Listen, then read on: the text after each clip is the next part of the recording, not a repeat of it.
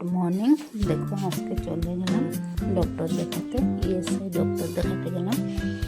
তো ওইখান থেকে যদি রেফার দিয়ে দিব তা ওইখানে চলে গেলাম, কারণ কি ওইখানে আমাদের টাকা লাগবে না। তো যাওয়ার পথে দিনটা এত খারাপ ছিল, বৃষ্টি বৃষ্টি, তাও চলে গেলাম। তো যাওয়ার পরে দেখালাম ডক্টর দেখানোর পরে তাও চলে আসলাম। তো এত ঠান্ডা লাগছিল, বাপরে কি বলবো আর।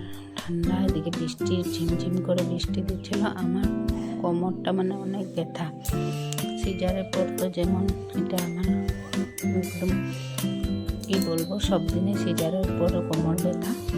তো ওদিন ঘরটা অল্প উল্টো পাল্টো করা হয়েছিল, তার জন্য আরও কোমরটা ব্যথা, তাই দেখাতে চলে গেছিলাম। পোস্ট অফিসেও কিছু কাজ ছিল, সেগুলো করলাম।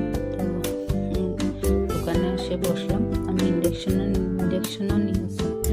তারপর ভাই দেখছি কাজ করছে, কাজ করার পর দেখো আমার ওষুধপত্র দিয়েছে, কারণ কি এই ওষুধে আমার 1 টাকাও লাগে।